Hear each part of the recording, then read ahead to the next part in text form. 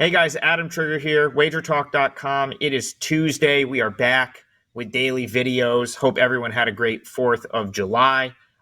First time I'm getting to chat with you since last week. I had a great weekend, and I hope you all did as well. And we have a great special going on now for the week. It's 30 days of all access. It comes out to about $7 a day. I had a phenomenal June. I went 33-14, number one at Wager Talk in the month of June, and after a little bit of a slow start to July, I've got back-to-back wins the last 2 days, and we're going for 3 in a row. So my 4% MLB best bet is part of that package. You can grab that, and it'll cover my 4% play for tonight, which is also up for individual sale as well.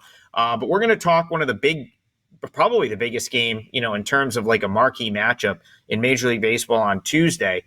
And that's Dodgers-Phillies. I think, you could make a case that this is a NLCS preview, a potential NLCS preview, but sort of, right? Because we don't know if, everyone will be back. Of course, we know the Dodgers have been without Mookie Betts and have been without starting pitching that they'll probably have come playoff time. The Phillies have been without Bryce Harper and without Kyle Schwarber. JT Realmuto is going to be out until after the All-Star break. But the Phillies are going to get some reinforcements back here sooner than later. Kyle Schwarber should be back for tonight.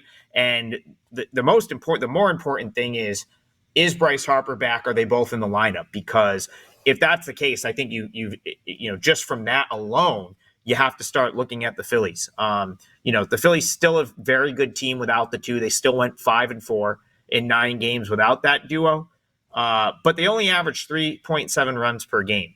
And when Harper and Schwarber are in the lineup, the Phillies average 5.1 runs per game. So I would almost say if you see lineups come out with this game and both Harper and Schwarber are in there, you can pretty much just play on the Phillies at whatever, minus 130, minus 135, minus 140, because it's probably going to move based on that info. So, but regardless, I still lean toward the Phillies here for a couple of reasons. So, in addition to, just the kind of laundry list of all-stars that are going to be in this game, it's actually wild. 13 all-stars on these two teams. It's almost half the NL roster just coming from the Dodgers and the Phillies.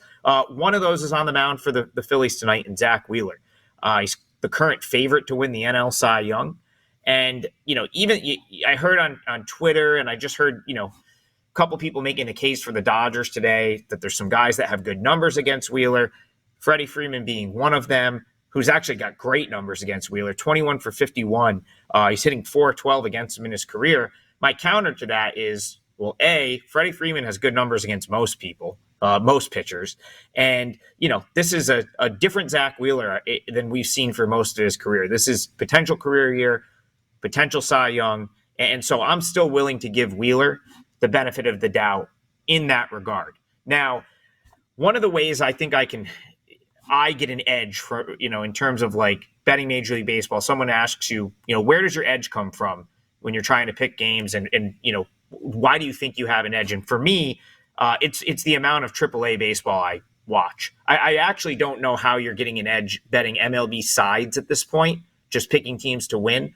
If you're not like tuned into what's going on at the AAA level, watching what goes on at the AAA level, because the books tend to not make a mistake when it's the known commodities at the big league level, where they tend to make, I don't know if it's mistakes, where they tend to misprice some things is in games that have, involve like quite a bit of unknown, or a guy like Bobby Miller, who, is pitching for the Dodgers here, that I don't think the odds makers have fully taken into account, like what's gone on with this player up to this point in the season. So, you'll hear, okay, well, he was hurt, now he's back, right? Well, what exactly does that mean, right? Like, not all 2 rehabs, it's a case-by-case basis.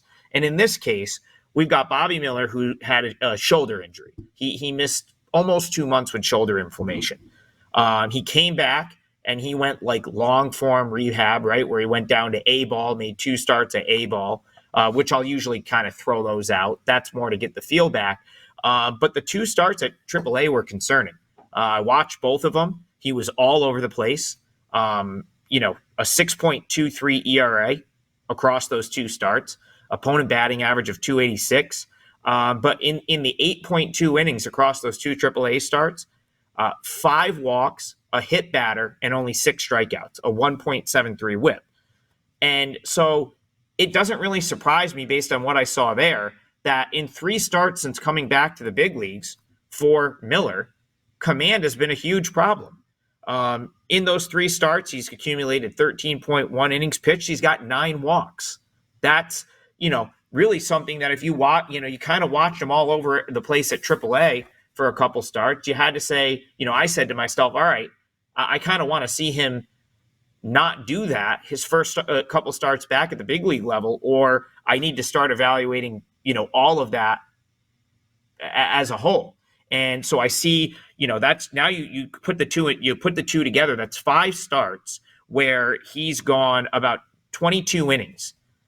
And that's 16 walks in those 22 innings, which is a real issue in my opinion. The second issue that he's experiencing, which again tied to the shoulder inflammation, is his fastball velocity is down from last year to this year. That's something you never want to see. And something that I think those velo dips, you're going to probably make yourself money, fading those, long term. So that combination of the command being an issue, the fastball velocity being down, will he figure it out at some point? Probably, right? Like guys tend to, they tend to bounce back and figure it out. But my thing is he going to work through it on the road at Citizens Bank Park, where the Phillies are 33-14 this year, and have one of the best teams in baseball? And then to top it off, will he even have any wiggle room going up against Zack Wheeler, who's the current favorite to win the NL Cy Young? And so that's, based on all of that, even without Harper, because I do think Schwarber's like a lock to be in the lineup tonight. But even without Harper, I still think you have to give the Phillies the benefit of the doubt here. And, this one probably just slightly out of my price range for a best bet. I think if I knew Harper was in, minus 140 would be much easier to stomach. And that's something you'll want to obviously check when lineups come out.